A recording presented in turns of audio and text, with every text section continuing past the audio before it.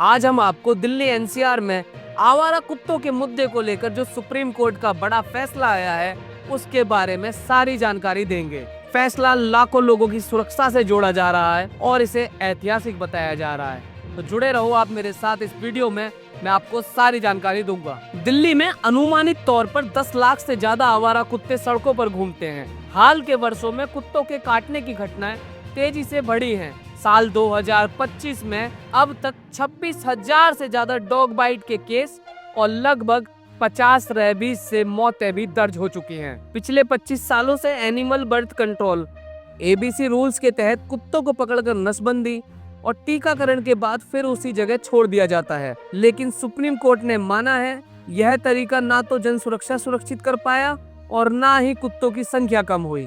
और कोर्ट ने यह भी कहा है अगर इस निर्देश की अवमानना होगी तो उसके ऊपर सख्त से सख्त कार्रवाई कोर्ट करेगा। कोर्ट ने निर्देश दिया कि शेल्टर के अंदर जो भी कुत्ते होंगे उनकी नसबंदी और टीकाकरण किया जाए और इसके लिए अधिकारियों को 8 हफ्ते का समय मिला है।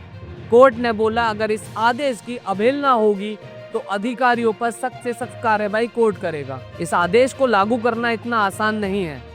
फिलहाल दिल्ली में 20 कुत्ता नियंत्रण केंद्र हैं, जहां पर 5,000 से कम कुत्ते रखे जा सकते हैं। अनुमान के मुताबिक 10 लाख कुत्तों को रखने के लिए 2,000 नए शेल्टर बनाने पड़ेंगे। इसके लिए भारी खर्च, जमीन और स्टाफ की जरूरत होगी।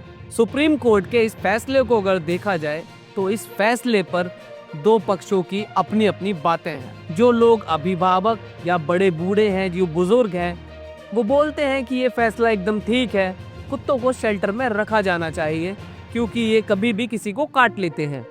लेकिन वहीं पर एक दूसरा पक्ष भी है और वो पक्ष बोलता है कि ये फैसला बिल्कुल गलत है और कुत्तों के भी अपने राइट्स होते हैं, उन्हें इस तरीके से हम बंद करने वाले कोई भी नहीं होते हैं। इसके अलावा कोर्ट के आदेश को पुनर्विचार करने के लिए लोगों ने याचिका भी दायर की है, लेकिन कोर्ट ने साफ कहा है कि लोगों के मौलिक अधिकार, उनकी सुरक्षा, जन सुरक्षा सबसे ऊपर है। लेकिन जमीनी स्तर पर अगर इस फैसले को देखा जाए तो इसको लागू करना, पशु कल्याण और संसाधनों, इन तीनों के बीच में तालमेल बिठाना बेहद मुश्किल है। आने वाले समय में ये देखना होगा कि नगर निगम और प्रशासन इस फैसले पर कैसे अमल करते हैं। तो साथियों, ये जो सुप्रीम कोर्ट का फैसला है ये एक बड़ा फैसला है, लेकिन इसके जो दो पक्ष हैं वो भी देखने बेहद जरूरी हैं।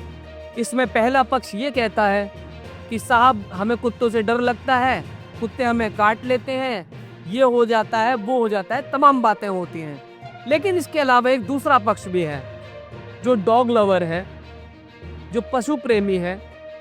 वो पक्ष ये कहता है कि सबके अपने जीने के राइट्स होते हैं, तो कुत्तों के अपने राइट्स क्यों ना हो।